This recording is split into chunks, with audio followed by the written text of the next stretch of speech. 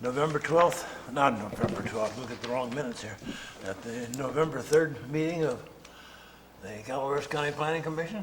And one announcement before we start is that the item that was on the agenda regarding the general plan will be heard on the 17th because the planning director is not with us this morning, and he wants to be here. And so that'll be continued until the 17th. Not the 10th, because the 10th is another hearing that's liable to be lengthy. So that if there's anybody that's here for that item on the agenda, waiting won't help. And that's the completion of the resource production element. Yeah. Okay.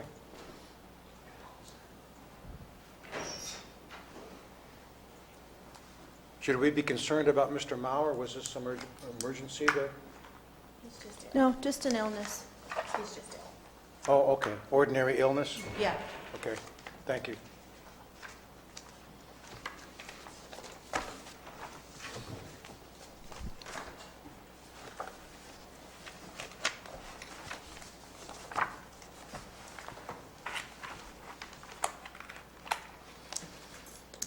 It's taken me a little minute here to get organized. I got back from Sacramento late yesterday and discovered I had close to 100 pages of material on my email to memorize before morning, of course.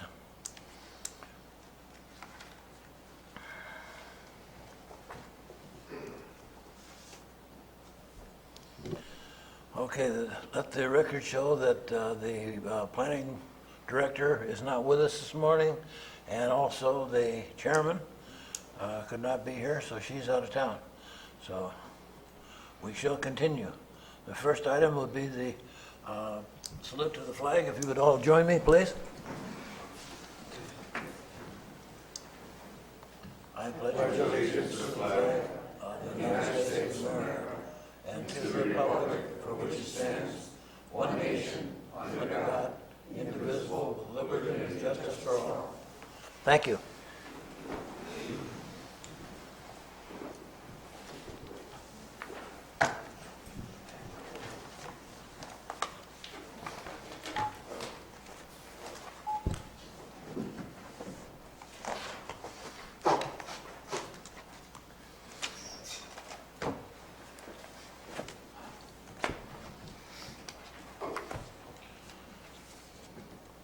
The only agenda change was the one that I announced, that we won't be hearing the general plan update item that was on the agenda until the 17th. At this point, we have a public comment period. If there's anyone in the audience that would like to address the Planning Commission on any item that's not on today's agenda, this is your chance.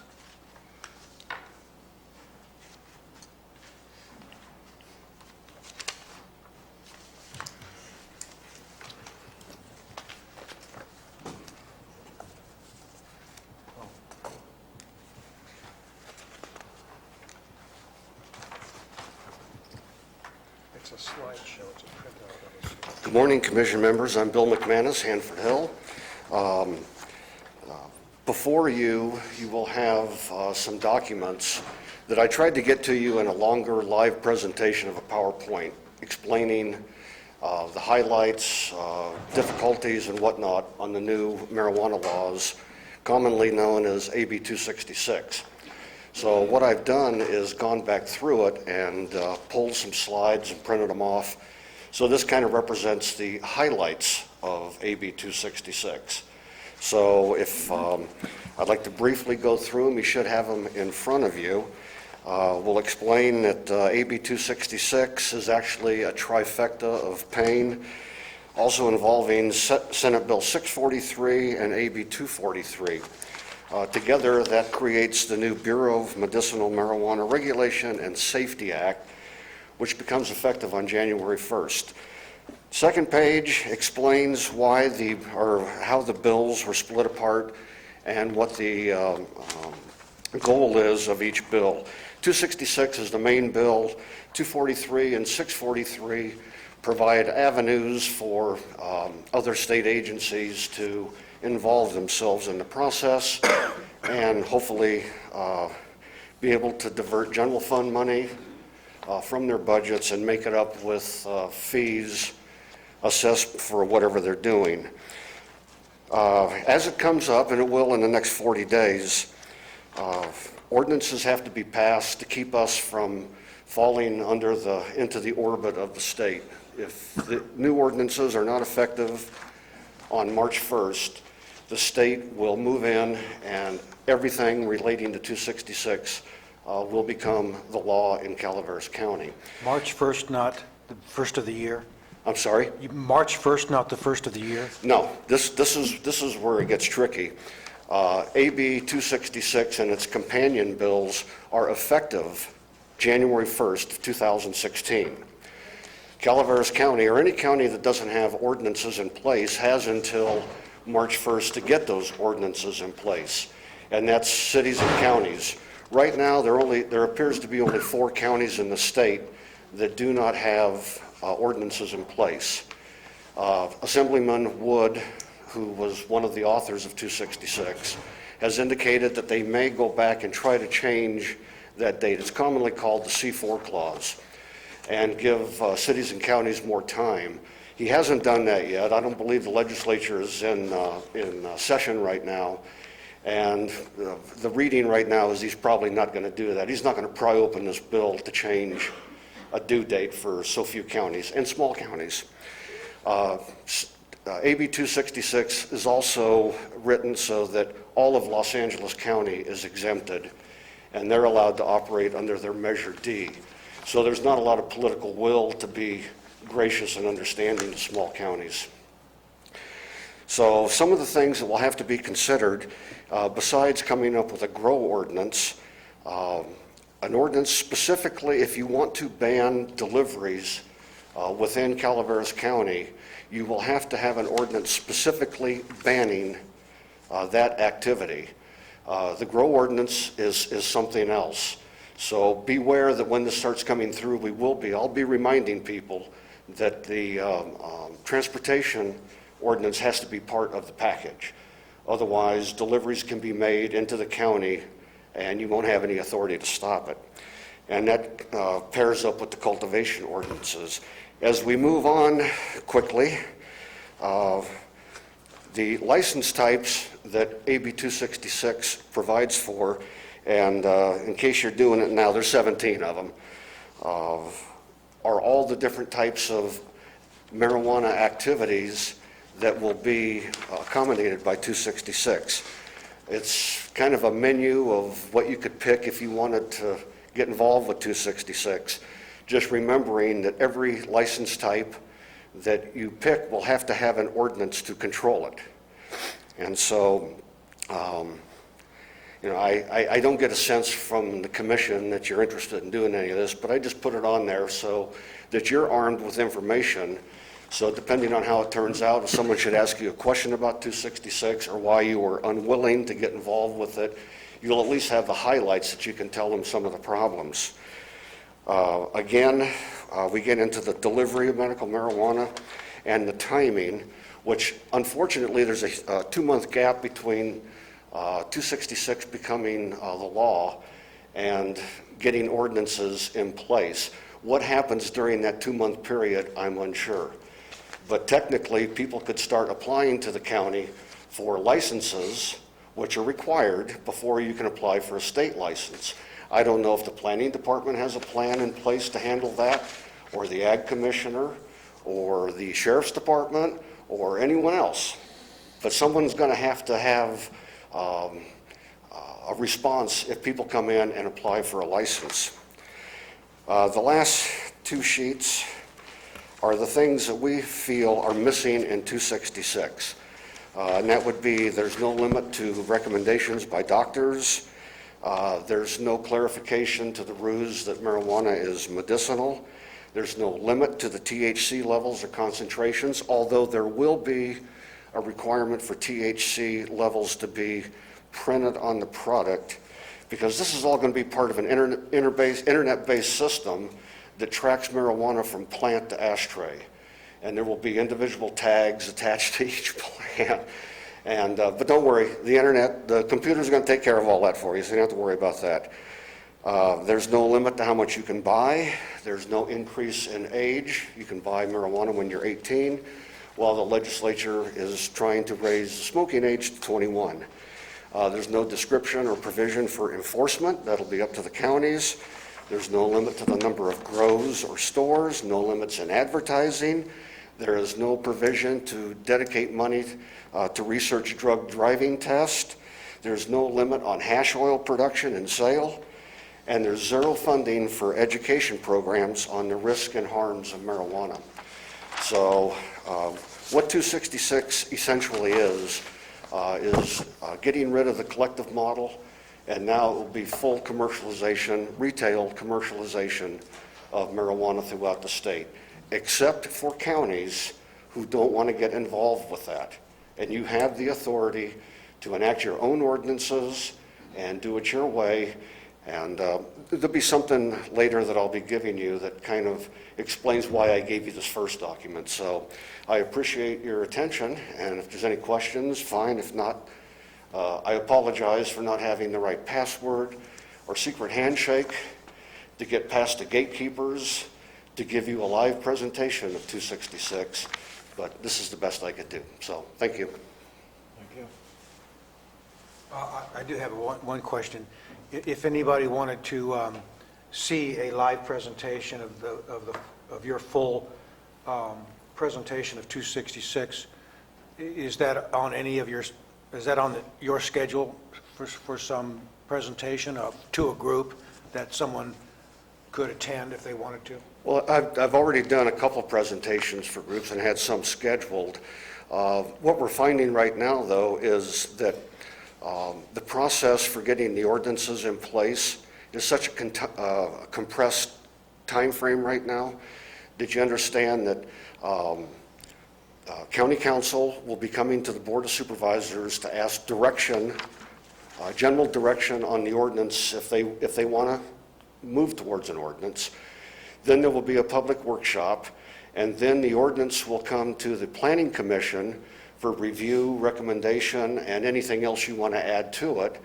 And then that will be forwarded back to the Board of Supervisors for final approval, and that has to be done 30 days before the expiration period before March 1st. So we're talking all of February is going to be a waiting period. So all of this has to be completed before the third week in January. So the real deadline is third week in January? Yeah, because the last 30 days don't count. That's where it sits and percolates before it could become an ordinance. The only way around that is if in February we find that you don't have enough time to allow for that 30-day waiting period. If the Board of Supervisors can vote with a 4/5 majority, they can consider the ordinance an urgency ordinance and pass it that way. But once you go past March 1st, you have to deal with the state. So you can see there's not a lot of time. I tried to get this started earlier. There's not a lot of time for education other than what you're going to get from County Council. And so my efforts have been to try to educate you as much as possible, not knowing that we wouldn't be able to do more live presentations of the 266 plan. Like I say, I'm not overly concerned about this commission. You guys pay a lot more attention to some of these things than others. And I don't get a sense that any of you would like to embrace 266 and have it part of the ordinance for Calaveras County. So I'm sorry, we're running out of time. If Assemblyman Woods were to be able to change that deadline, then perhaps so. But I've got a feeling that there's going to be a request made from County Council for you guys to be in session, maybe not on your regular schedule. I don't know. I've requested those dates, but I haven't gotten them. But it's going to have to happen pretty quickly, and you've got Christmas in between, and New Year's. So that's why I'll take the presentation to anyone given any time, all the way up to the end. But that's why I provided you with the highlights today. Has that complete presentation? I'm sorry? Has that complete presentation gone to the board yet? No, sir. Your complete presentation with the, No, sir. no. I You're just mentioning- I seem to have difficulty getting it agendized or in the proper format. I don't know. I'm a rookie. I don't know the ins and outs of government. I've asked commissioners, I've asked board members, how do I get this in front of you? You know, it seems to be next window, please. And like I say, I don't have the password or secret handshake to get past the gatekeepers. It just doesn't seem to happen. So, you know, there's been some difficulty. A lot of the board members have wanted to see it, but they have concerns about being together and seeing it and violating the Brown Act. So I did split up a schedule where there would be no more than 2 commissioners or supervisors at any one presentation to avoid that, and it just not getting much of a response. So, you know, that's... In the interest of disclosure, I have seen the presentation, and this is a truncated version of it. Would you be able to provide this commission with a full printout? Or does the full printout require more like your notes in it to explain various points? The PowerPoint presentation was meant to accompany dialogue that takes you from slide to slide. And so it's hard to do that on a screen. It doesn't read like a novel. It's meant to have pauses where you can consider a slide. And what I tell everyone is just write down the slide number during the presentation. If you have any questions, we'll come back to that and answer that question. So there is kind of a flow to the presentation, and it's, I mean, I can give you the full printout. I can try to get that. I've got several of them around, but it's somewhere around 45 pages. I think there are 42 slides, something like that. So if anyone wants it, just let me know before the end of the meeting, and I'll see about getting you a full printout of the presentation. Or, you know, I don't know of any other way to do it. Or if you want to see it, you know, we can meet anywhere, and I'll show it to you. I'll take you through it. I don't care time of day or how many or when or where. I'll go anywhere. Thank you. Thank you. My name is Peter Race from General Inn. I'm going to make it quick, and I just want to express some concern. I still go back to the point about pollution in the night sky. Going through Valley Spring, I want to make sure that the light that shines on the American flag over there right across from Good Friends. Across from where? Right across from Good Friends, where the real estate agency, there's an American flag they just put up recently. And the light shines on the flag. And I don't know if there's any way to secure that that's not be considered a pollution. The other thing is that taking my grandkids around town, and it occurred to me that one neighbor can create another neighbor a problem because they have a faith-based decoration of their home. And I want to make sure that is not considered a pollution. I know we have a lot of, some folks get offended by any faith-based decoration and so on. And I don't care what faith or whatever, but Christmas time it's recognized. And I want to make sure that it's not going to be creating any problems among neighbors, especially where it's a little bit higher density folks like Rancho and around Jenny Lynn. That is not considered a pollution. I think it's a blessing, and I appreciate it. I want to make sure that continues, not outlawed by anybody. I could use some different wordage on some other people, but I'll be a gentleman, almost, and considerate. But I want to make sure that those things are recognized. It is not a pollutant. Thank you. Thank you. Any other public comment? There being none, we'll forge ahead. The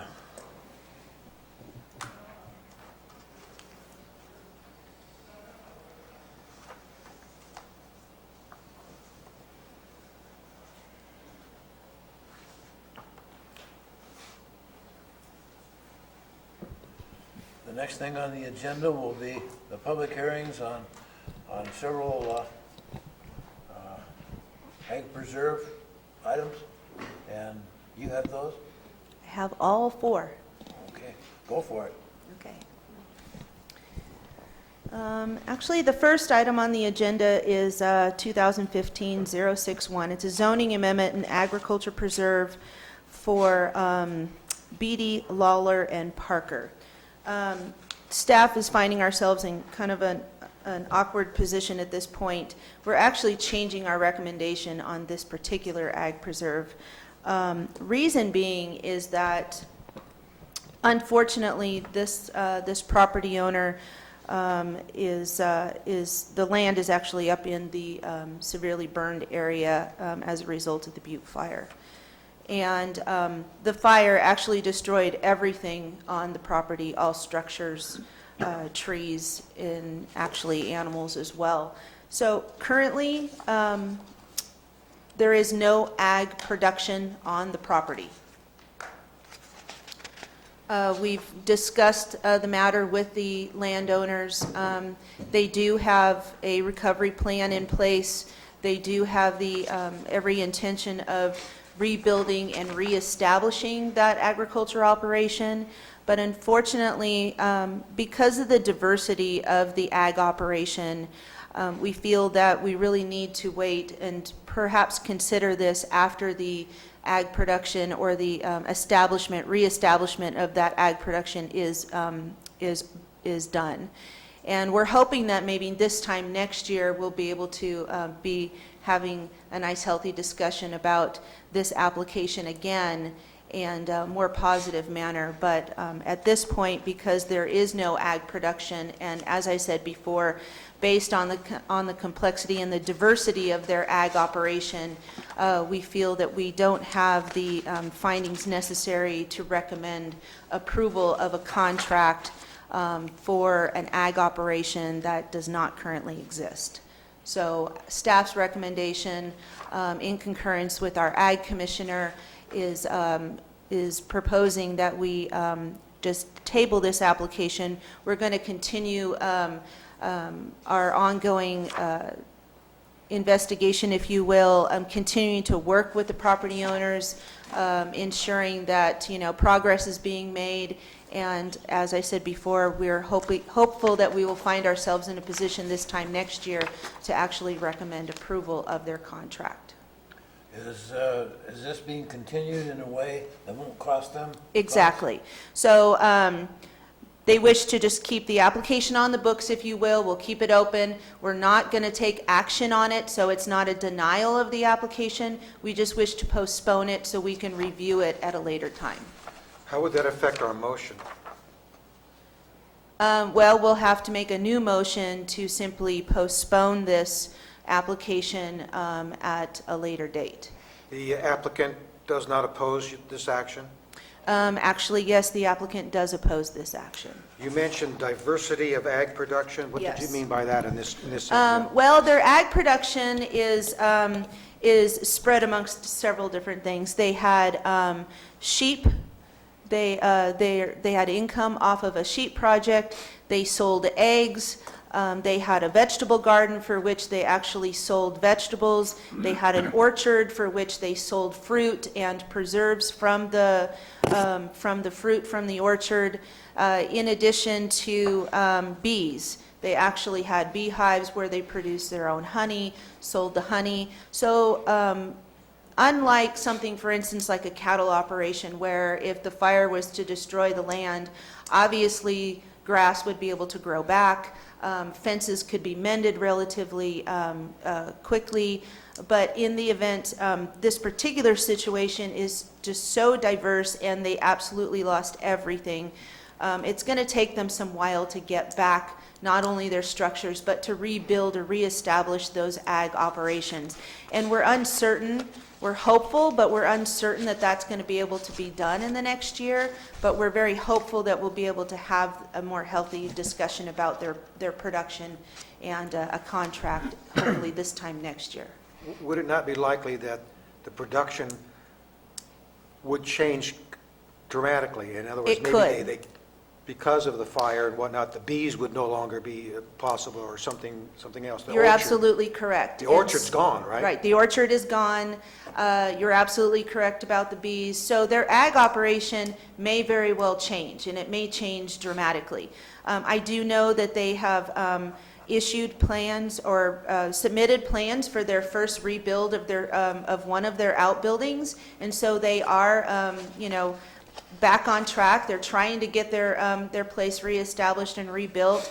But the reality is that they don't have any ag production, and we don't know what that ag production is going to be at the point that they are, rebuilt and reestablished. So it could look very differently than what it does today. What happens to their property taxes in the meantime? Well, I do believe, and I recommended to the property owner, Mr. Beatty, that he go and contact the county assessor's office. I do believe there is tax consideration for those people that were affected by the burn, by the fire. Is there a special program for that?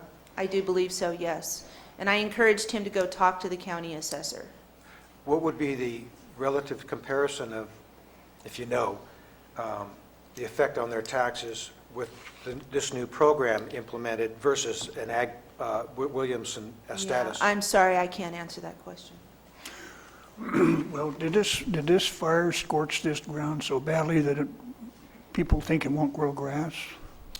I don't think that it's, he was in one of the hottest areas, but being that everything is destroyed, I mean, it's fences, it's buildings, it was animals. I mean, they have to rebuild from nothing.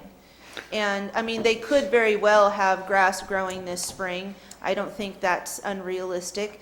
But the fact of the matter is that, as I said before, they have to completely rebuild everything. When I look at the economic analysis done by the farm advisor, Yes. Stardo Neto, he comes up with more than the required gross income just on the sheep, not including the orchard, not including the bees, not including the chickens. And so wouldn't it be fair to say that if the grass grows, as it appears it probably will, that the sheep alone could qualify this property for an ag preserve, and really all they would have to do is put up the fences and make sure they got water? Yeah, in that sense, you're correct.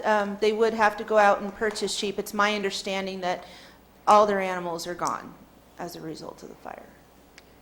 So it's my understanding that unlike other people were able to get livestock out and save their livestock, and then put them back on the property at a later date, they have nothing at this point.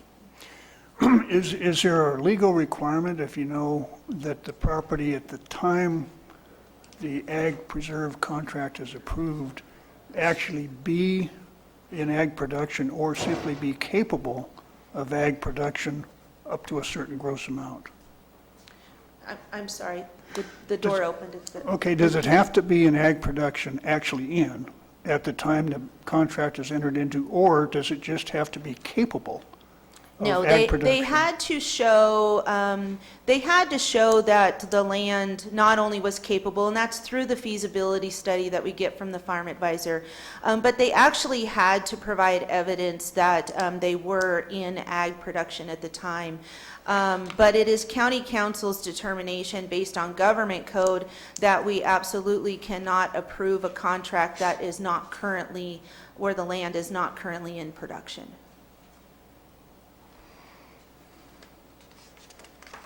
So it sounds like we really don't have any choice in this matter then. Correct. Doesn't quite seem It's, right. it's very unfortunate.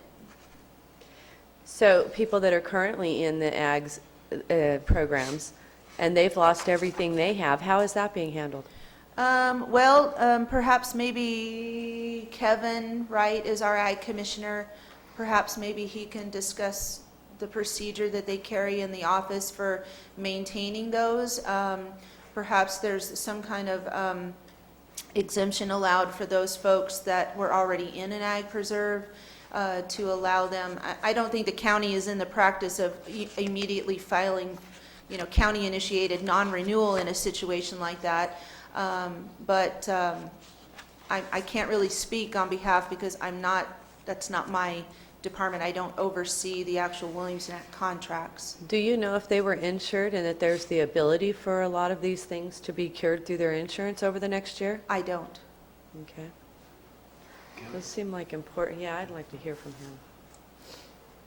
Let us hear from the expert. Kevin Wright, Commissioner.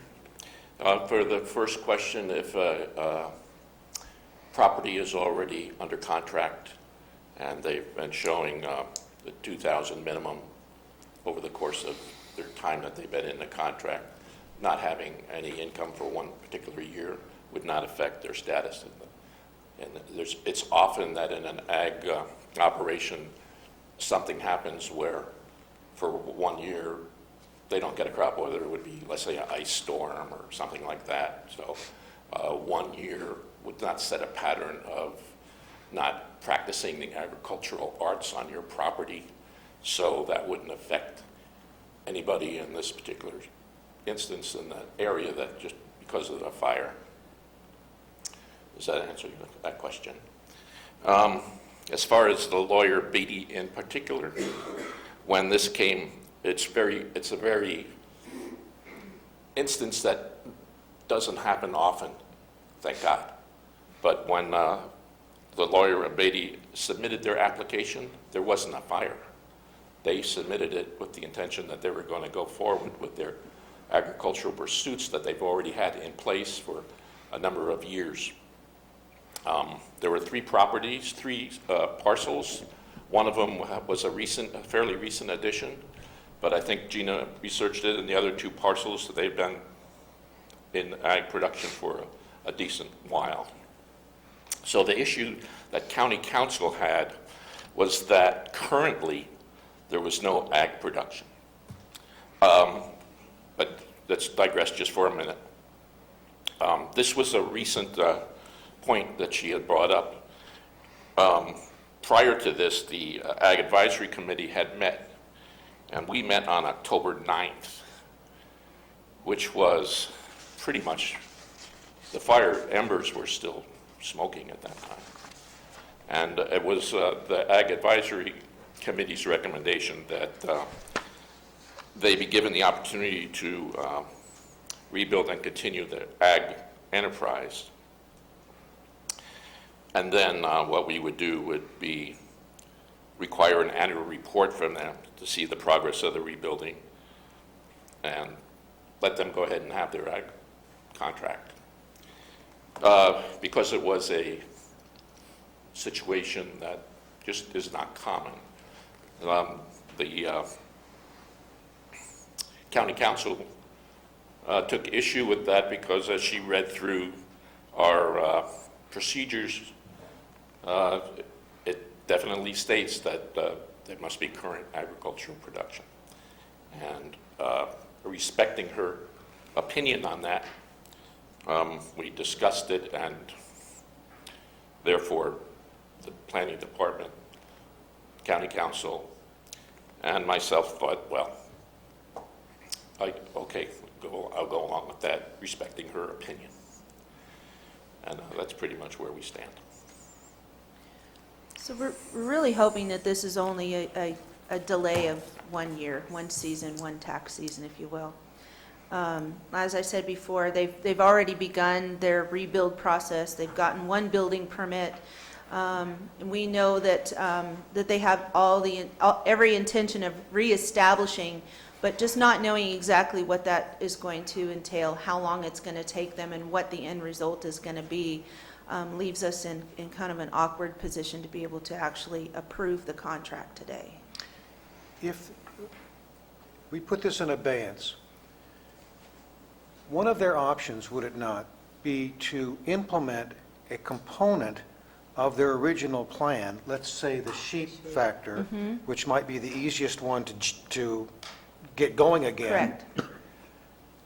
Correct. And meet the dollar requirement for production, get the ag status, get the Williamson Act status, and then they can, as they're capable of, add other components, whether they ever achieve the same model again or not, you're right, it could change. You know, they could establish their Williamson Act contract with one, you know, particular component, and then it could change into something else. They could add it, it could turn into something entirely different, I mean, as long as they're meeting the minimum $2,000 requirement. And if you can do that with a dozen sheep, and I know, having raised sheep, they're pretty cheap, I mean, in terms of the facilities and whatnot that they need, that's a pretty good option for them to get this status in quick order, and comply with our legal requirements here. Well, does it have to be currently in ag production to the tune of $2,000 a year, or just currently in ag production? Well, I believe the resolution says currently in ag production, but the requirement is that you have to be able to meet that $2,000 threshold. Okay, Yeah, now, that's correct. It has to have $2,000 of current ag production. Now, it's possible that prior to the fire, they had $2,000 of ag production, but we haven't investigated that at this point. But the assumption is that since they are totally burned out and are unable to live there and there's nothing there, that it would take a year to get back to that point. the reason I ask the question is if it simply had to be currently in ag production, being one requirement, a separate requirement, it has to be capable of producing at $2,000 a year. They could take one lamb up there and bale hay and satisfy the technicality that we seem to be stumbling over here. Okay. So I'm still not sure that we're totally dead here. But Okay. wouldn't they have to then submit that as their model to meet the Williamson Act Right. requirement? So, yeah, so we processed the application based on their description of their ag production. The feasibility study from the Farm Advisor's Office was done based on their description of their ag production. All of which is meeting the minimum requirements currently.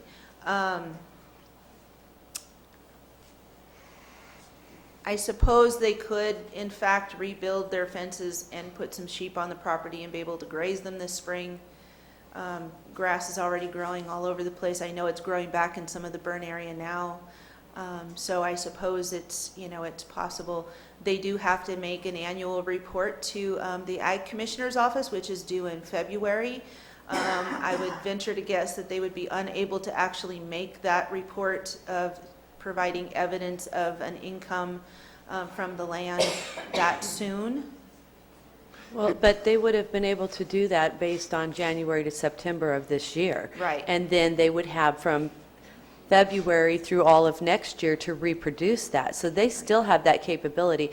And to this day, we don't know what their financials are, but to this day, if they can prove that $2,000 from January to September for this fiscal year, they've qualified, right? Correct. Okay, and the other thing is I mean, I'm just so tired of these fire victims getting more punished. It just drives me nuts.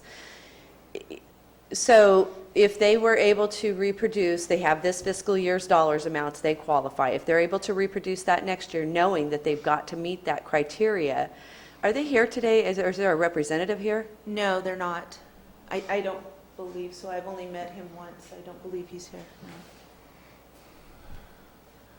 They're not currently living on the properties, and we have contacted them by email and by telephone. I spoke to them yesterday. And Gina spoke to them yesterday. But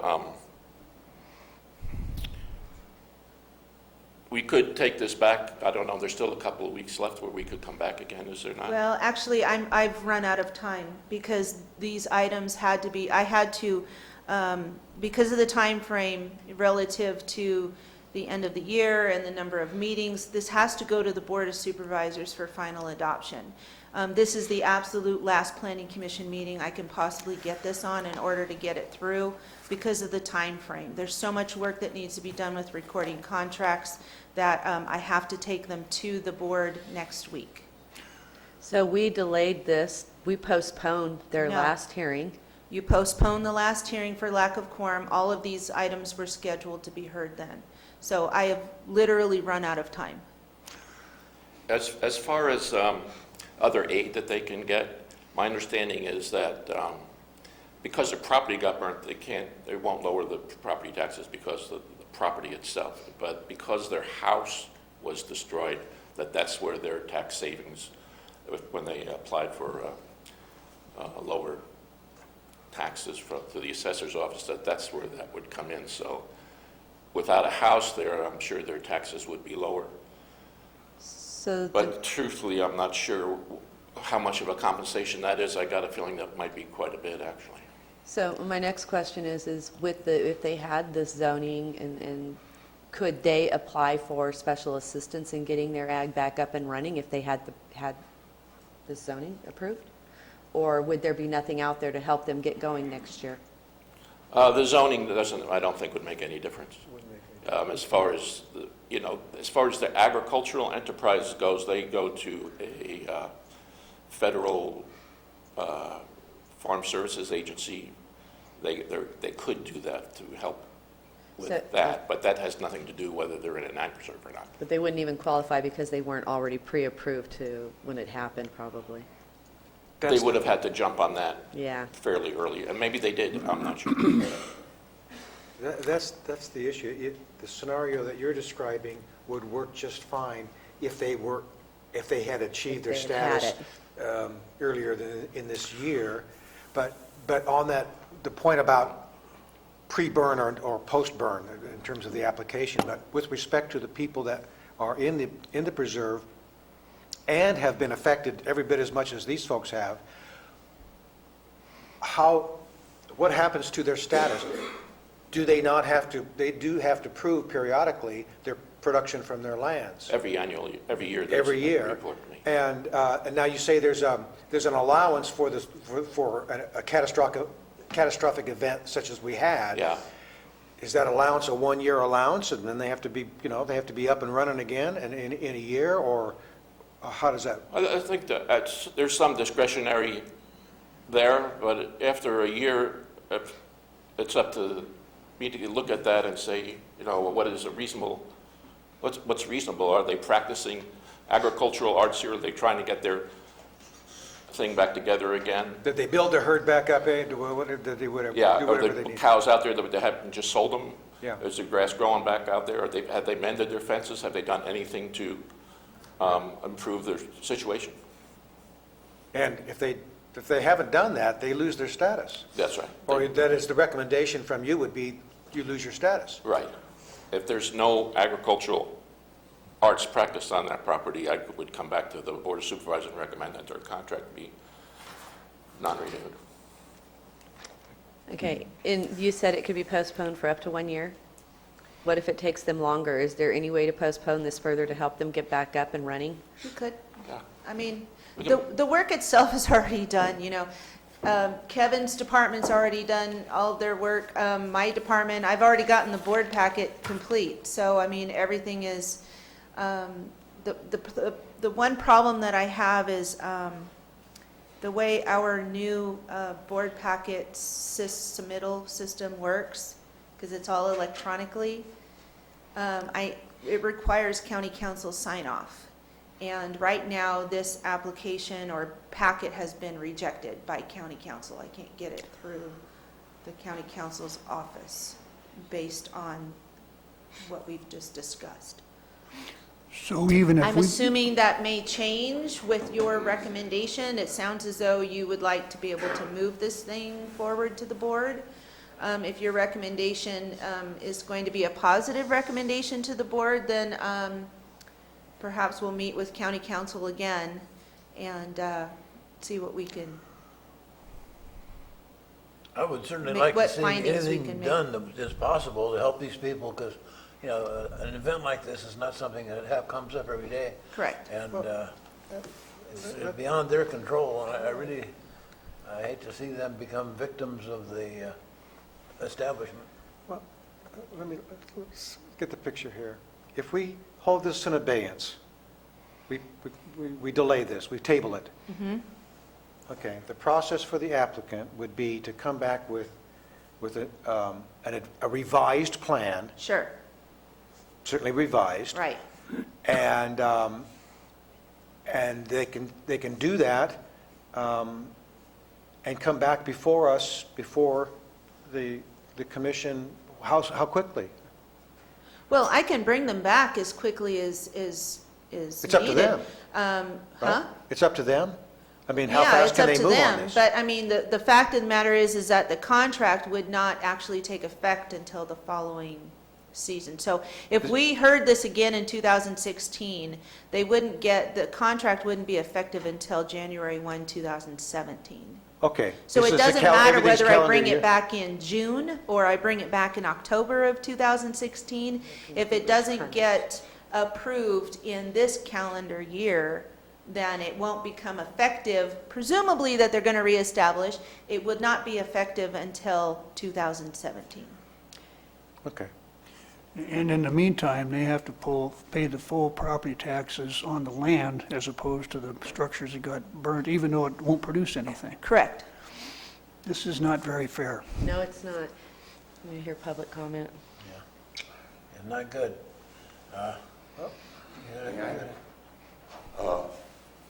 I don't like it. Is timber harvesting an agricultural product? Because they are talking about removing timber on a burnt area and compensating the landowners.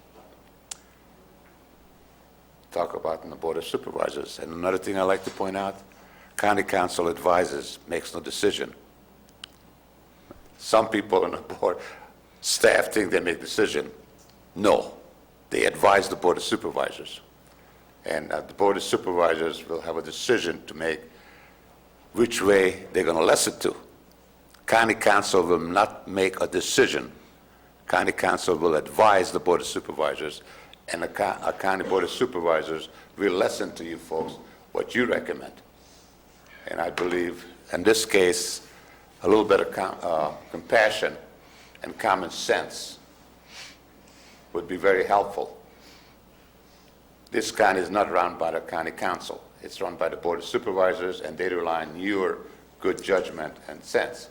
And considering the situation right now, I don't know the outlay of that particular land, but they will be removing damaged forest, trees, and they will be compensated.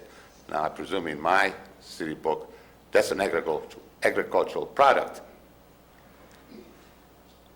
So I would hopefully you consider it and have a little compassion to those folks. Thank you.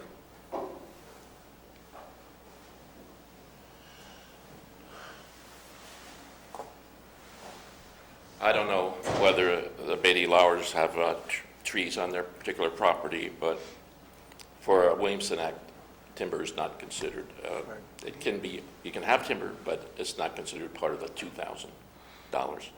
County council's main concern was it would set a precedent for other people who didn't have any ag production to get into Williamson Act, because there was a clause in the state law that says something along the lines that if you do it for one person, you have to do it for everybody.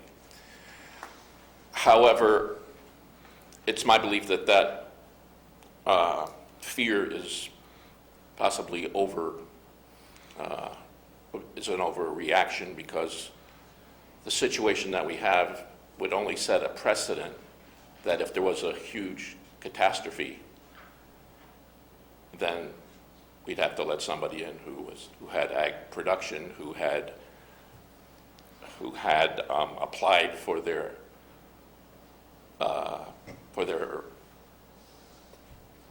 ag production, for the thing before, and then something happened, and it's not liable, that this particular incident or this particular situation would arise again to make it where you'd have a huge amount of people applying for it because of this one particular Oh, sorry, instance. Lisa, you go ahead. No. Well, and they have the financials to back it up. I mean, someone just can't walk in and say, oh, I'm going to do ag preserve, and they don't have the production that was ongoing to support it. These people do. They were in the process of the application already. I just, That's and correct. the other thing was, Gina, we didn't get anything from county council with a recommendation to deny this, or any code or ruling and why they made this decision. I'm sorry, I didn't want him to leave the microphone. Go ahead. So in our notes, I mean, this is just catching us all pretty much off guard. I wish we had gotten something from county council to base our decision on, because, I mean, we can't just make the rules up as we go along. I mean, I'd love to, Peter, thank you for saying that. But we have to follow the law, and that's what makes this so difficult. We don't like the law. It doesn't mean that we don't get to follow it. It means maybe we find other ways to make it work. I mean, I would have loved to have seen why we're being told no, that this doesn't work, and why legal counsel didn't give us something in writing to follow. Well, pretty much this happened just this week, so there really wasn't any time for any written correspondence, but actually that's really, frankly, that's inappropriate. You don't normally find county council correspondence in public packets. That's usually, confidential information between us and them. But we did enter into several discussions regarding the matter, and that just took place, frankly, yesterday or day before. So if we had approved this a month ago when it was on the agenda and wasn't postponed by us, we wouldn't be here today. We would be having the same No, discussion same probably discussion. at the board. The fire was the same conditions exist. Right. The only problem now is that we have less time to Make a decision. deal with this situation. Right. And we have this month, correct?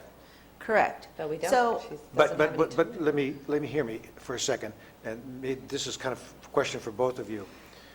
Is it possible, is there a mechanism, a legal device that we could employ that would allow us to say, yes, but under this condition, you have to show us progress toward this within this period of time? Okay, I'm getting a head shake no. So there is no No. conditional approval, so to speak. No. So it's either approved or it's denied, which is not what we want to do at all. We either want you've got, basically, the way I see it is we have two choices. You can either make a recommendation to the board to establish the contract approving the zoning, kick it up to the board, we'll have the same discussion there, see what they do. Or you can just simply say, let's just wait a year, we'll revisit it sometime down the road in 2016. Hopefully, we'll be establishing a contract to their benefit to take effect 2017. It doesn't, they don't lose a year on the contract, they just delay everything a year. Right. Well, They can't look, establish the contract. punting to the board doesn't, that's kind of a chicken, you-know-what thing to do. I'm against that. We should deal with it here. We're not punting it, we would be But approving or denying. in all They actuality, would have to have, you they would don't be faced have, with exactly the same situation. because the planning commission doesn't have the authority to approve it, so you have to make a recommendation to the Right. board regardless. So, if this was something that you really couldn't make the findings on and you wanted to recommend denial, you would recommend denial. It is only a recommendation to the board. They are the authority to approve, deny, or postpone. And it might make us feel better to say, yeah, we approve this, knowing full well that the Well, it board... sounds like it's more than just a feel-good thing for you. It sounds as though it's substantial. I mean, you've got, I would like, you've created findings and evidence that, you could support making that recommendation. Let me just say one thing. If we do approve it, if you do approve it, at least one thing that we would be able to do then, since our lawyers aren't here, is to go and find out if they made the $2,000 minimum this year, which well, if they were here, they could just tell us. they could just tell us. Well, evidence in the application indicates that they've already met that. That's what I want to hear. I would like to find out exactly on what basis county council is saying this cannot be done. I am not clear on why that's so. It's the resolution, and in the resolution that we have for the administration of the Williamson Act, there's a clause in there that says the current production must be $2,000. So And there currently, has to be a today, current- there is no A current ag going production. operation with $2,000. Well, that leaves the That's the question of what's current. I mean, it's for this year, They made it. They're they've saying, made it. So why does current have to be construed to mean at the minute the contract is approved if they've already made the 2,000 for the relevant year? I don't think that's what the current means. I don't think you can look at past production and say that means your last yearly income is what your current production is. If you don't have any production, there's no sheep, there's no anything on the land, there is no current production. Right, and Regardless of what you that's made. what our decision, or that's what the decision was based on. No, I mean, current production is what it is. Even if they didn't have 2,000 historically, and they could show, we've got X numbers of sheep, that is the equivalent of 2,000, that would be a go. Exactly. Okay, so the past production is nice, but it's not the deciding factor. But It's they not did make that- dispositive of our decision. They did Yeah. make that production for this year, and they still have the ability to make it for next year. You're going to be putting their lives off for an entire year until 2017 before they can ever establish this contract again. I mean, current, I don't think current could mean instantaneously. Nobody produces $2,000 in one day, okay? It has to be over time. No, but I think, Kelly, that it means that you've got the $2,000 worth of value on your property in the form of ag production. You've got $2,000 worth of apples hanging on the trees. You've got $2,000 worth of livestock eating grass. You've got whatever. It's there. You can count it. You can there's a market value for a market lamb. Those things are calculable. Actually, that would be a reasonable expectation, but that's not correct, though. It's totally based on income for that particular year. But income from the past times what you've got sitting in your field, correct? That's actually when they report it's supposed to be just what they've sold for the particular year. I mean, you could have a situation where you're raising cattle, you've got feeder cattle, and you have them for a year and you sell them before your contract gets approved, but it's in the works. And at the moment that contract is approved, we haven't got animal one on that property. Now, And you under haven't county planted. council's reasoning, okay, you could not qualify. No, but they sold, in that particular year, they did have income for the $2,000. And the following year, they're probably going to have it too. Well, what but the Kelly same is saying thing's true is here. that They- at that particular No, moment, there is instantaneous, no it's going livestock that on way, the yeah. property. But if they already qualified with the $2,000 for the current year, okay? It's just like the guy who sold all his cattle. In this case, they just got burned out and didn't get any money out of them. So they're going to be worse off than the guy who sold his cattle?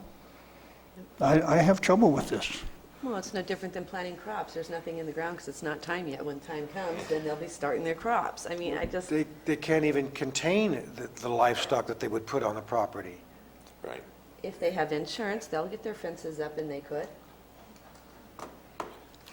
They could have a fellow from Peru come over and hurt them. It just seems to me that we ought to be able to find a way that we can go ahead with this as though the fire had not happened because of the fact that it was like a once-in-a-lifetime event over which they had no control. It would seem like there ought to be some way that we could go ahead and recommend to the board that they approve this thing the way it was before the fire. You want a motion? Sure. Is I public think we comment need- done? I think we need to get any additional public comment before we Right. get there. Well, county's council's main objection was that it would set a precedent for other situations. But the new In- and, the new situation would have to be the same circumstances. Right. And Like that's another fire. Necessarily, not yeah. likely. not necessarily. Well, either this is legally allowable or it's not, no matter what kind of a precedent it might set. And that's what I'm having trouble with. is Okay. I'm still not clear exactly why we can't do this legally. If we say yes, it goes to the board. The board then gets the full legal opinion from county council, and they can say, yay or nay with more information than what we have. Correct. We're out of time. We can't get county council's opinion, we can't get the landowner's opinion.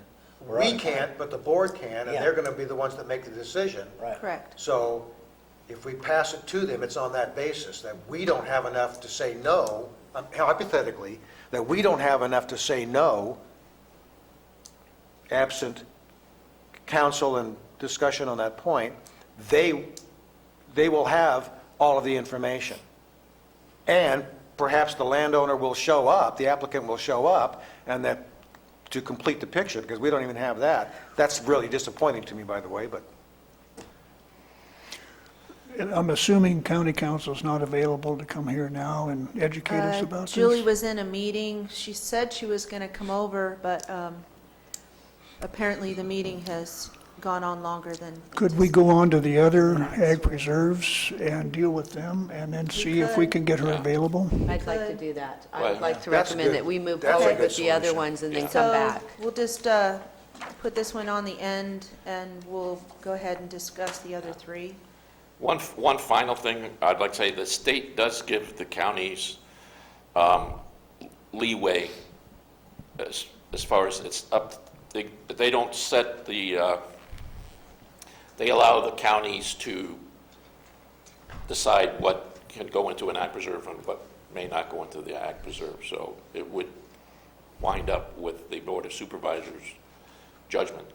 yeah, but that would be a county version of a Williamson Act that would have to be in place. The state is saying, we give you leeway. The You county can can you set can their do your own standards. version of the Williamson Act, Yeah. but it would have to be in place. It wouldn't be, you can't make it up on the fly. Now, the county can set the standard for what goes into Williamson Act for the most, except for some general things. The county does have most of the control over who gets into a Williamson Act and who doesn't. But it would have to comply with its standards that are already in place. That's true, And that's what we're having trouble with, is whether we're doing that or not. right?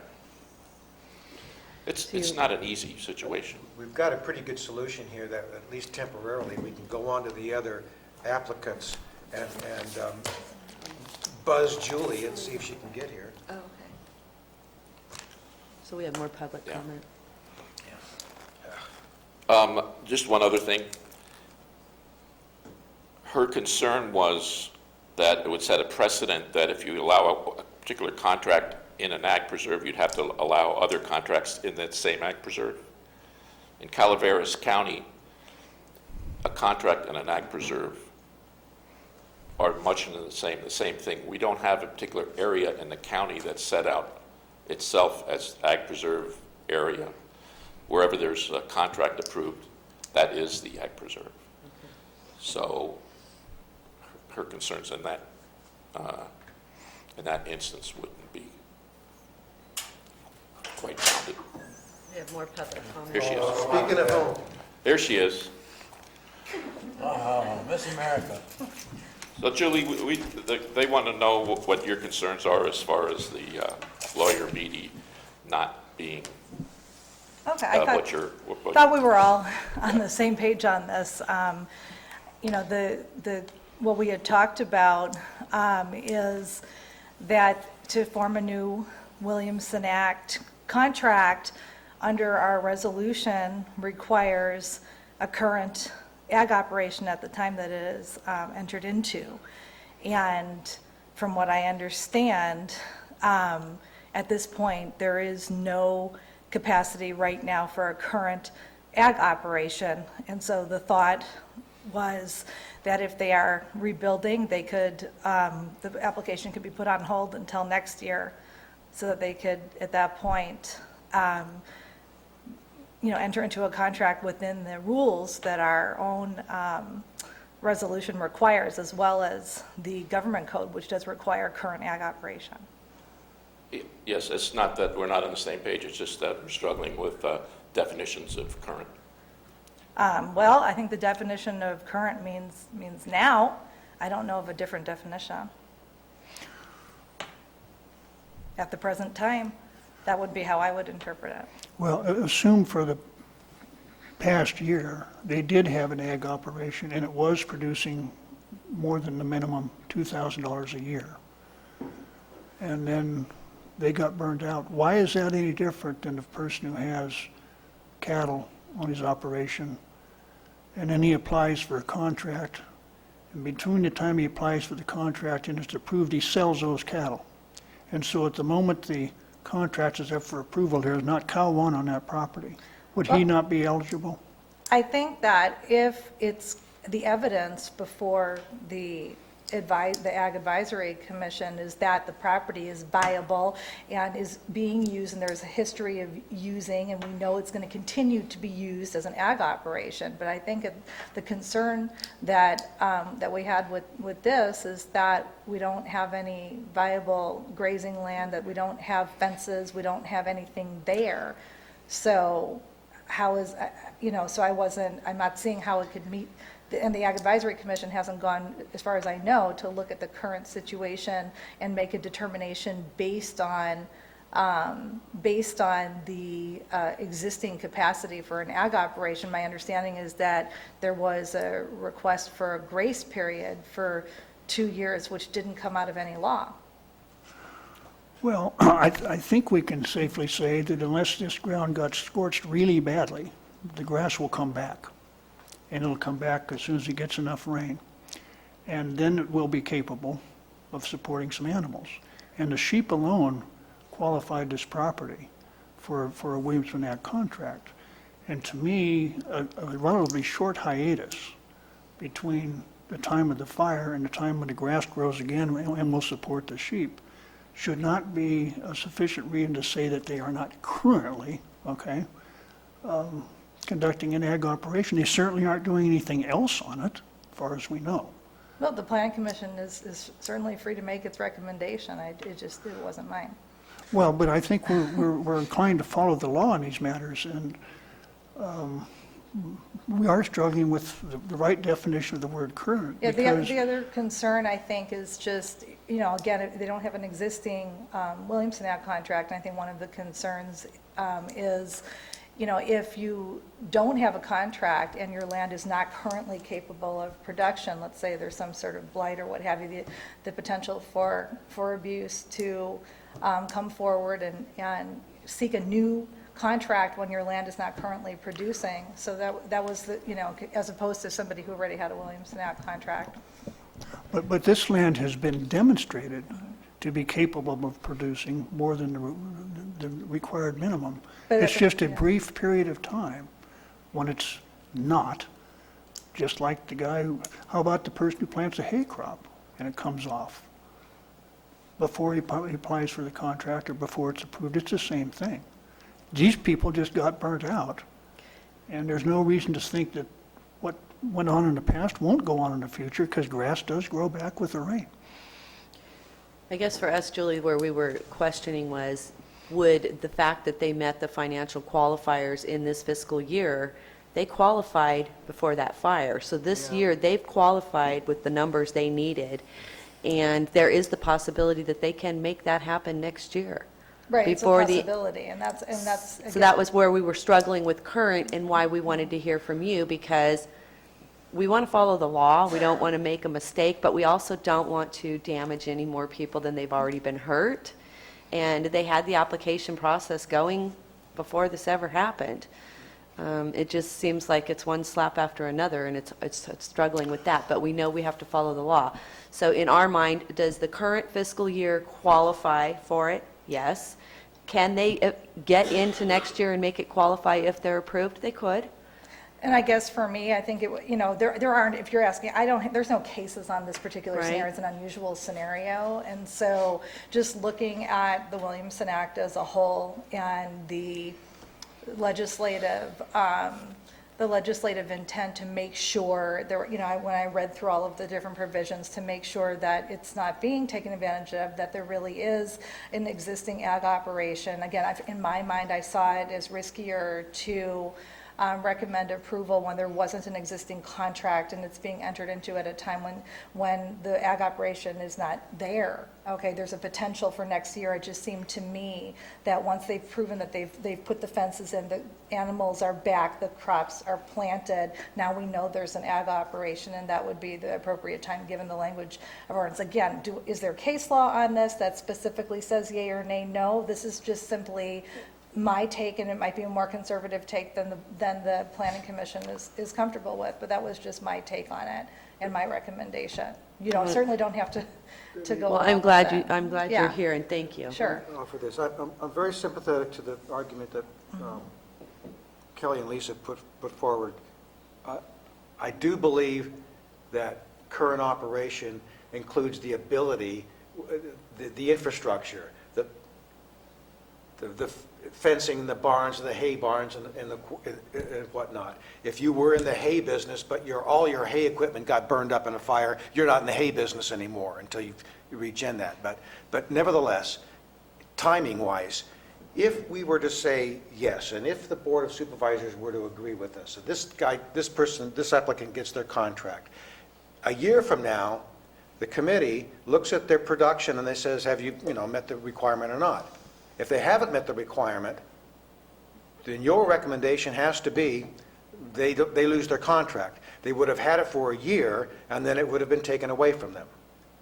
If, on the other hand, we put this in abeyance and we say, you got to come back to us and we'll have to visit it again for a 2017 contract, they would have lost a year.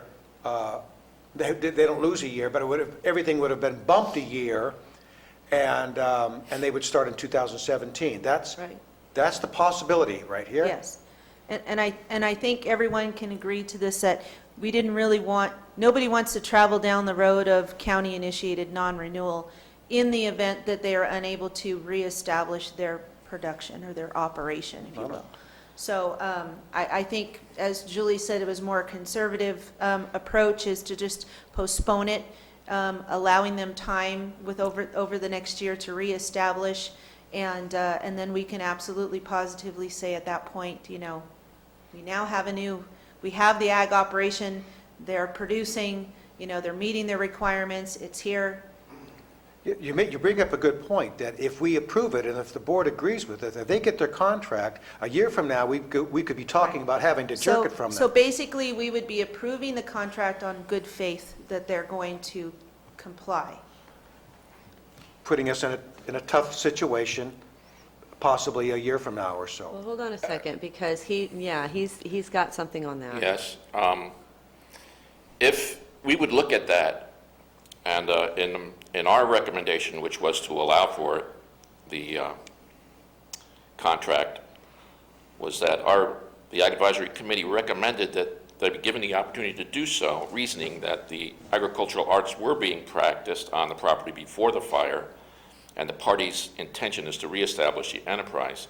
An annual report as to the progress of the rebuilding effort would be required of the applicants. So a year from now, if they reported no production, and I said, oh man, this put us out on a limb here, there's no production, I'm requiring of them to give me a progress report. Yeah, they're taking a heck of a risk by going forward with this application instead of allowing it to be booted for a year. Because if they get jerked, then what happens? If it gets pulled from them, then what happens? Then they roll out over the next 9 years. How many? 9. They're On the dead 10th for year. 9 years on status, correct? Right. That's a heck of a gamble. I don't know why they're taking it. No, it's just their taxes Well, their increased taxes would over be reduced. 9 We would, years. increase them Yeah. incrementally over the next 9 years. Then they would be back up to their tax base. They're on the 10th year. Under what scenario? That they don't report any. Right, If they don't report any, So if- then it if- gradually goes back? right.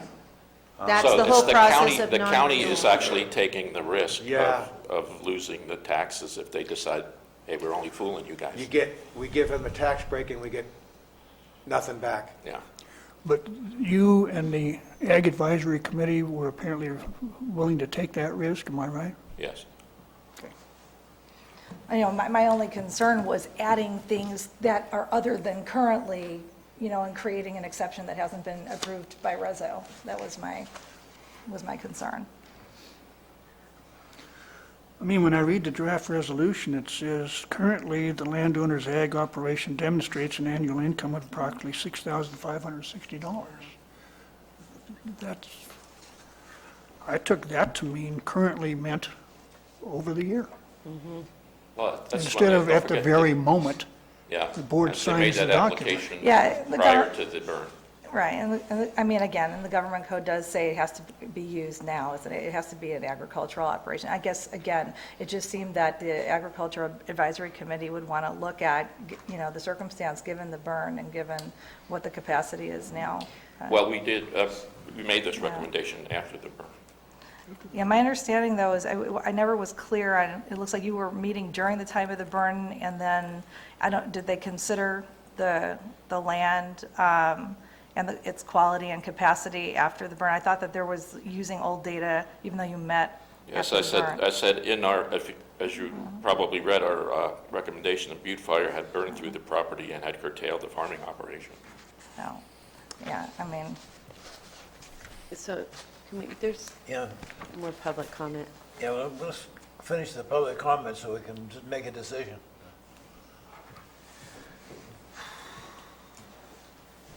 Good morning, welcome. The county is working under state of emergency, and a number of state requirements got loosey-goosey and changed and modified, I believe, because we are in a state of emergency, and that's one thing. So as far as qualifying the Williams Act, what the state wants, and so on, that can be maybe massaged a little bit because we are in a state of emergency. It's one thing. Another thing, as far as, well, will they be able to have sheep? Well, the natives used to burn forests down, so springtime, there's going to be enough grass to have grazing animals. I'm not taking anything away from her expertise as farming goes or anybody's else, but it's common sense. And under this condition, as emergency, you can, not just a question of compassion, but a question of practicality also. This is a state emergency, and it cannot be held to, or it's already been established a precedence that state requirements got loosened up in this county. Thank you. Is there any other public comment? Good morning, Colleen Platt with MyValleySprings.com. This is not our area of expertise, but after listening to all your arguments, I think I agree with Kelly's argument that if they reported over $6,000 of current income, that's current. That's considered current, and I think the interpretation of a current operation should be the same thing. They produced currently this year. They have the potential, like Lisa said, next year to have a current operation. Their application was submitted, it was current. The Ag Committee reviewed it. After the burn, they still thought they could meet the criteria. I think you should, give this the benefit of them and their intentions of making this income, and go ahead and move this forward and give the board the opportunity to make that final decision. That's my opinion. Thank you. and just one thing that the Planning Commission should be aware of is that when applying Williamson Act, there is and I don't have it with me because I wasn't expecting to come today, but there is a provision in the government code that does say that, however, the rules are applied to allow Williamson Act contract do have to be applied equally to everybody else. So whatever decision you do make will need to be done the same way for future applicants as well.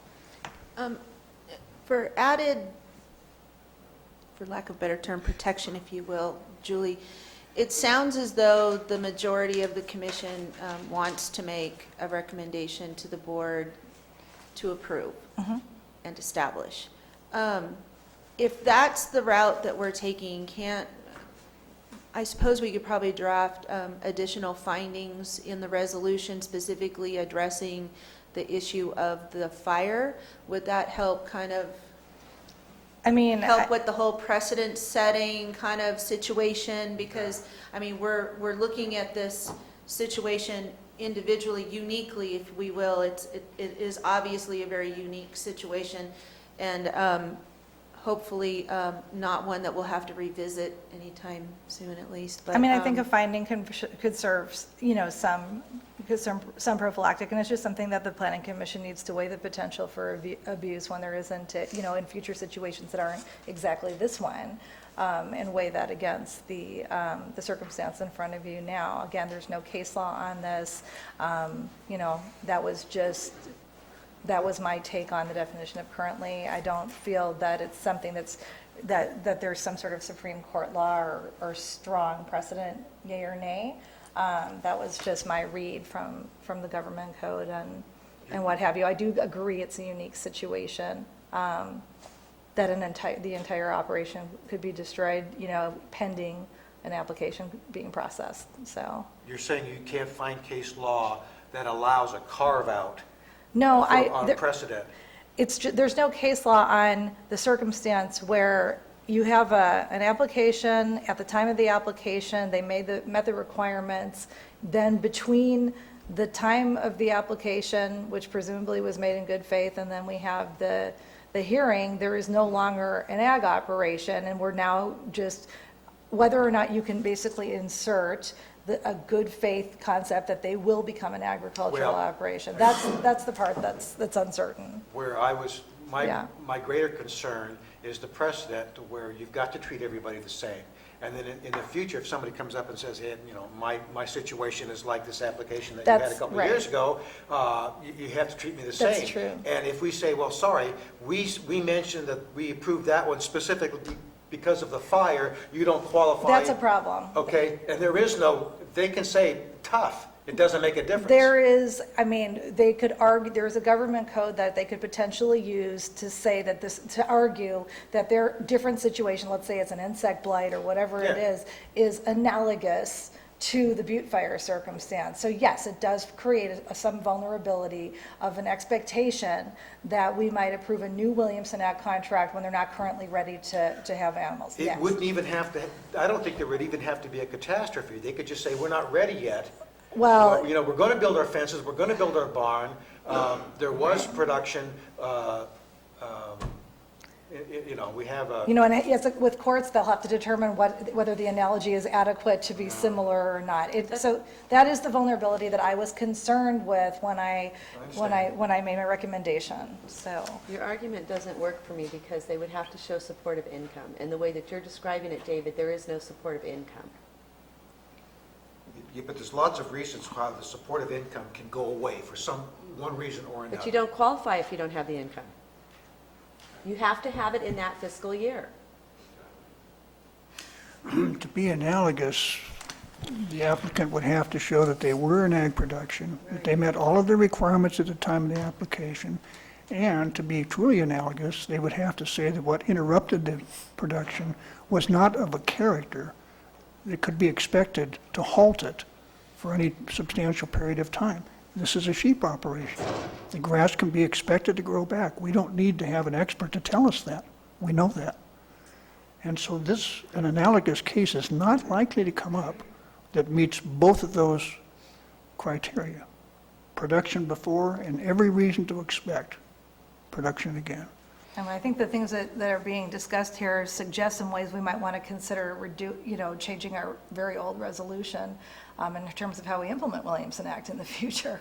Yes, yes. But, That yeah. 9-year reduction period, for example, if we have control over that. I think that's We don't. state law, that's state law.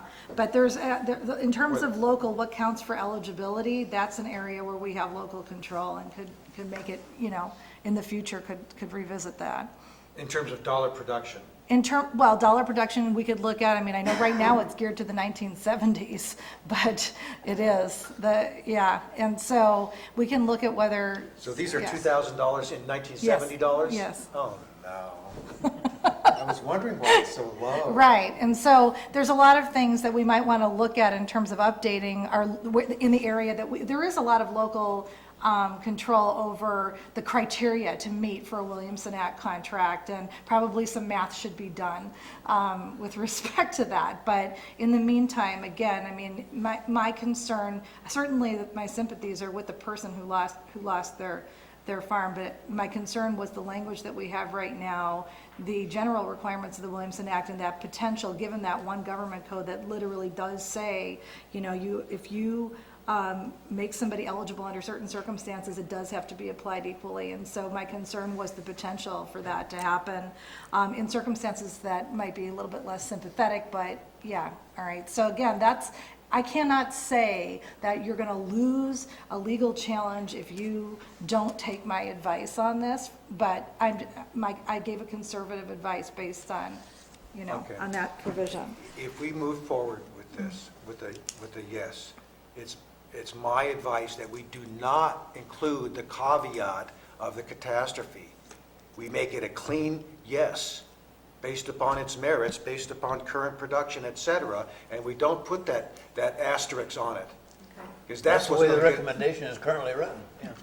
Correct, because that would be what would get us in trouble. So you would, so the planning commission is comfortable interpreting the resolution for eligibility, that talks about eligibility as anybody who meets current production at the time of their application can meet the requirements for Williamson Act contract, even if later on that year, their agricultural production is no longer there. Interrupted. Is interrupted. We don't have to include the language. Okay. There is no language to the contrary in the Williamson Act or in our version of it.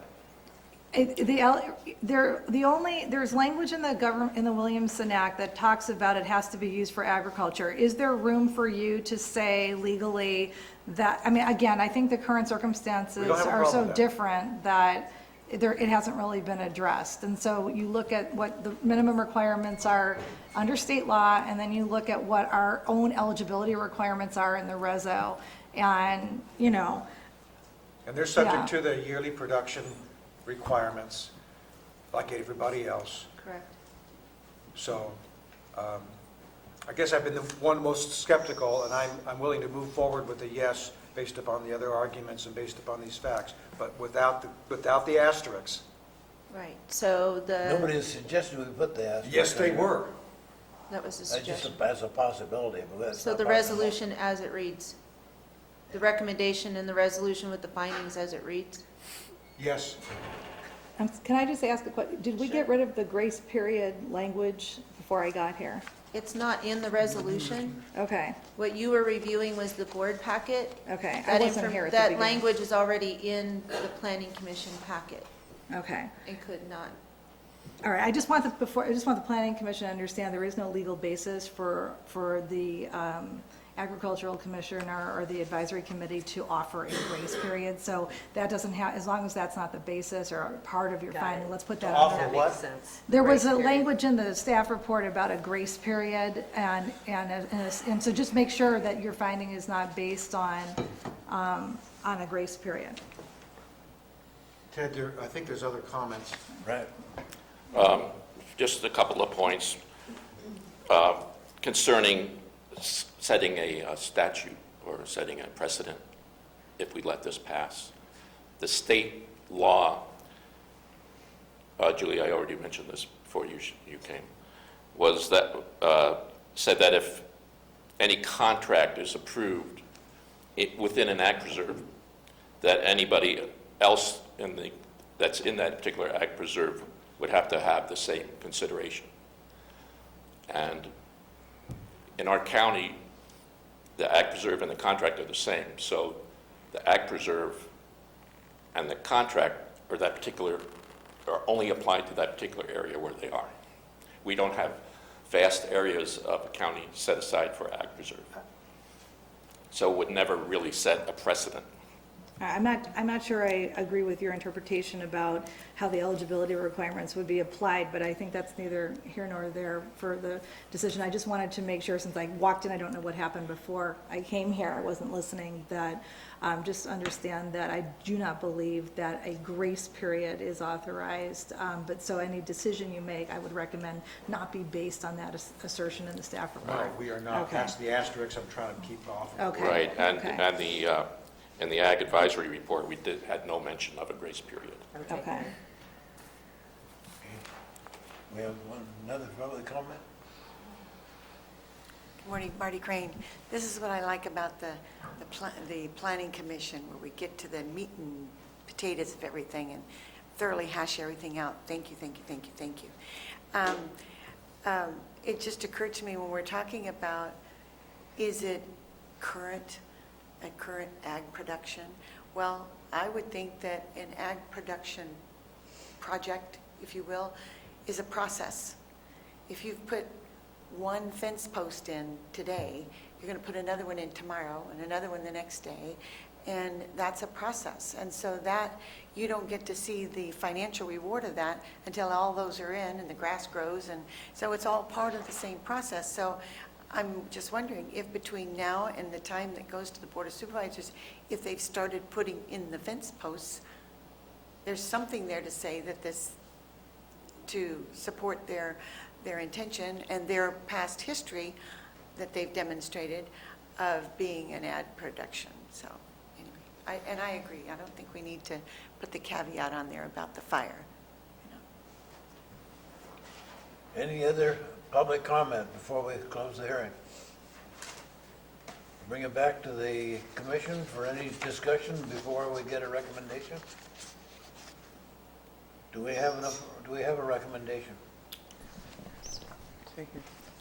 Staff recommends that the Planning Commission pass a motion to adopt Resolution 2015-024, recommending the Board of Supervisors approve application 2015-061 for Agriculture Preserve number 347 and adopt an ordinance amending the zoning of assessor parcel numbers 20-009-038, 20-009-039 from unclassified, and assessor parcel number 20-009-070 from A1 to AP Ag Preserve based on the findings included therein.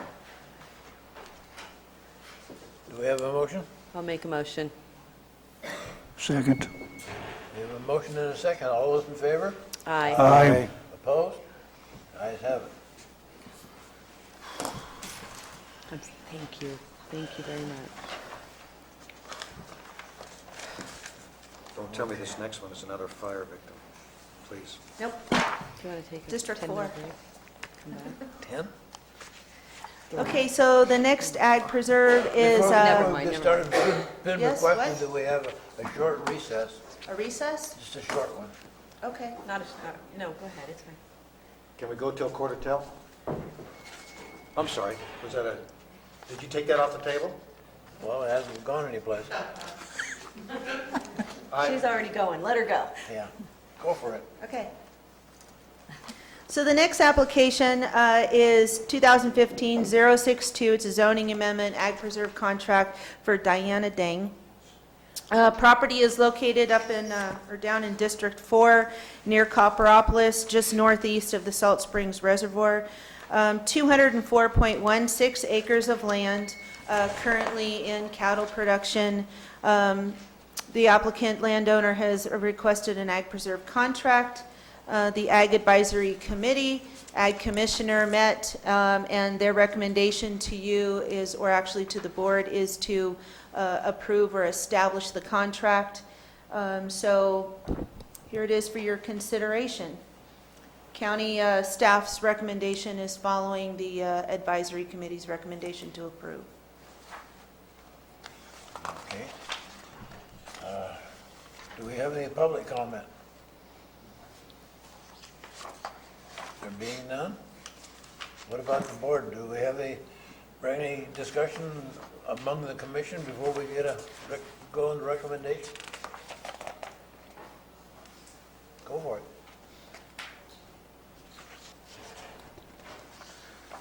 Staff recommends the Planning Commission pass a motion to adopt Resolution 2015-025, recommending the Board of Supervisors approve application 2015-062 for Ag Preserve Number 348, and adopt an ordinance amending the zoning of Assessor Parcel Number 502219 from A1 General Agriculture to A1, or to AP Agriculture Preserved, based on the findings included therein.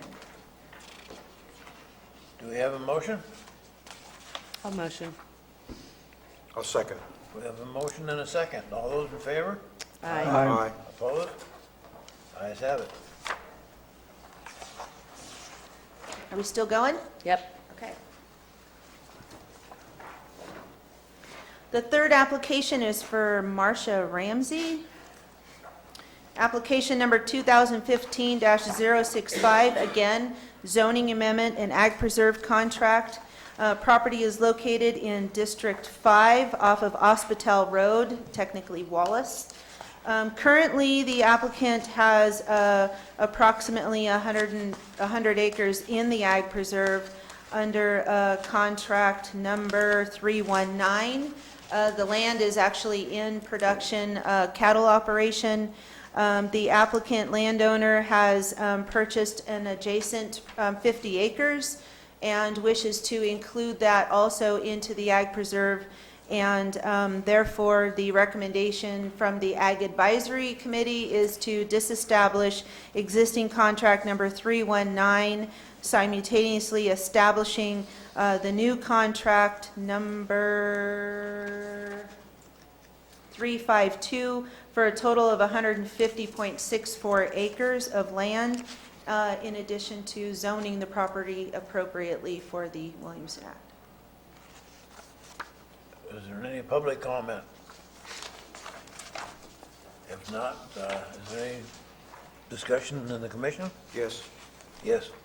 What does adding the 50 acres and creating a new contract do to the time period of the original contract?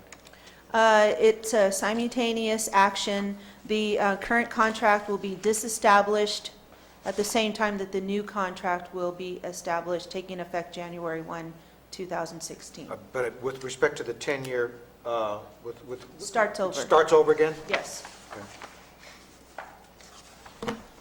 Any other discussion? Just a point of clarification on that one.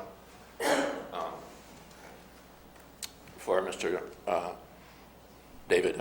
Yeah, Tuno. The ag contracts are rollover, they're always 10 years. The fact that we're adding 50 acres and making a new contract, it's still 10 years. It's a 10-year rolling. It never is less than that until the people actually say they want to be out, and it takes them 10 years to be out. Then it's a one-year rolling contract that just perpetually rolls. It's perpetually, yes. Okay, why do we have a 10-year? The only reference to the only importance of the 10 years is with respect to that tax reduction period non-renewal. if you stop. Right, it's 10 years. It's a well, in that particular year to make 10, there's another 9 years which the taxes will increase over those 9 years till it gets to what they would normally be if they didn't have one. That's what I was referring to. Yes. But while that 10-year period is still in place, you're still subject to the restrictions of the Yes, Williamson you are. Act and You're can't still build or subject anything. to the restrictions. Oh, I understand that. Over I this. understand you can't do anything else with your property. That's right. Yeah. Any other discussion? If not, you have a recommendation? Staff recommends the Planning Commission pass a motion to adopt Resolution 2015-026, recommending the Board of Supervisors approve application 2015-065 to establish Ag Preserve Number 352 and disestablish Ag Preserve Number 319, and adopt an ordinance amending the zoning of Assessor Parcel Number 501670 from A1 General Agriculture to AP Ag Preserve based on the findings included herein. Do we have a motion? So moved. Second. We have a motion and a second. All those in favor? Aye. Opposed? Ayes have it. Is there one more? One more.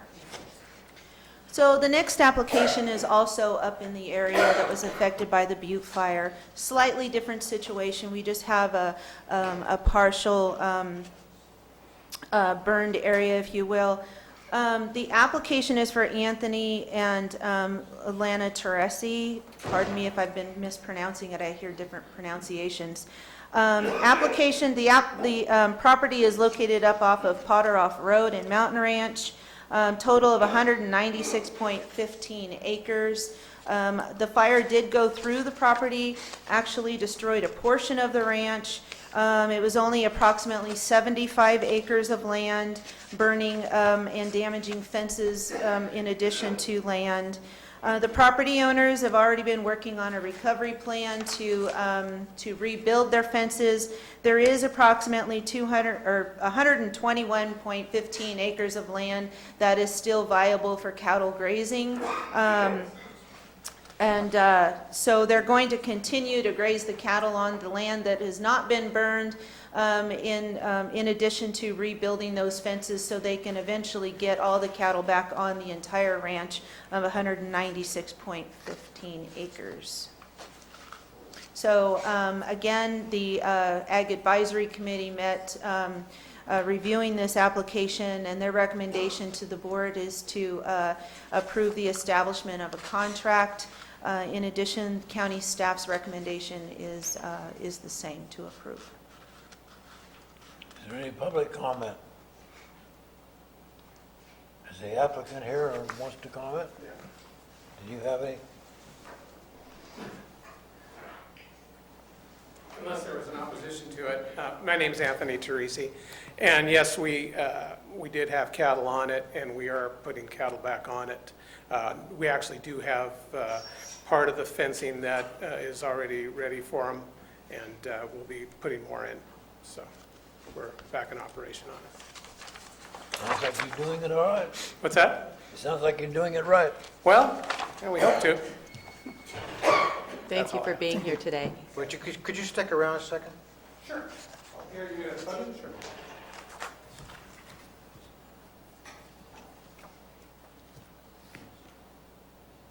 You've got 5 head of cattle?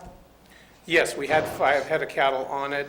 We sold 3, and then the other 2 are at another location right now. Oh, okay, so the 3,500 projected income is not based upon 5 head of cattle?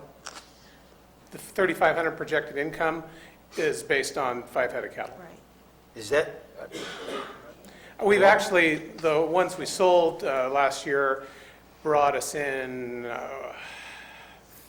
about 33, 34. So, on 5 head? no, those were only 3 of the head that we sold. We still have the other 2 cows. On 3 head, you got $3,300 worth?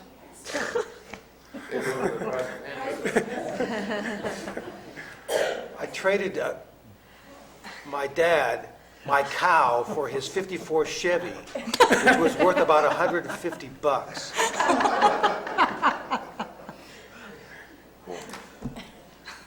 Well, a cow calf right now will get you about 2,000. Yeah, cattle prices are good. You realize, of course, that the cost of Big Macs, you're affecting that.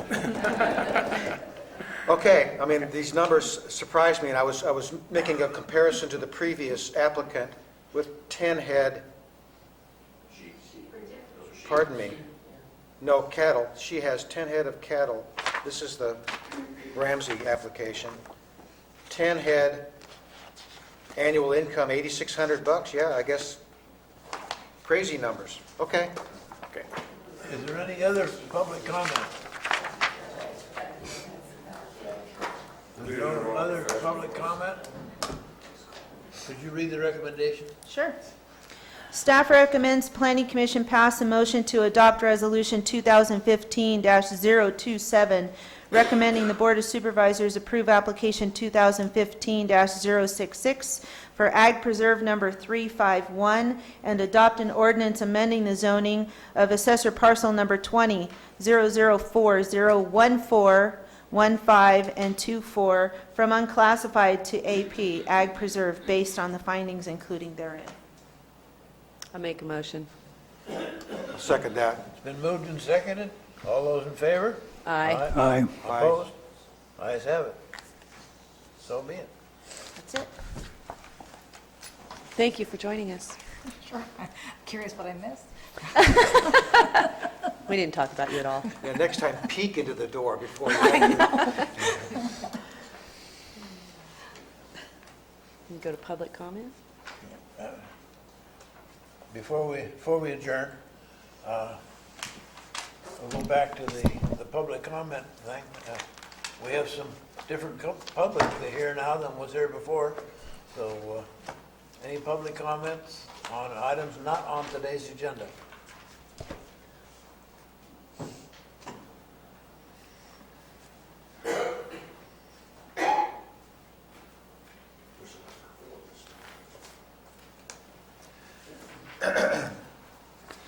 Bill McManus, Calaveras Project.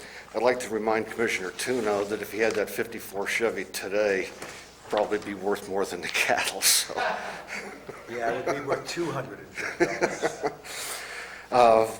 What I wanted to go over with real quickly, again, is this process that the commission and the board and other people are going to be involved with. I know your favorite topic, and that's marijuana.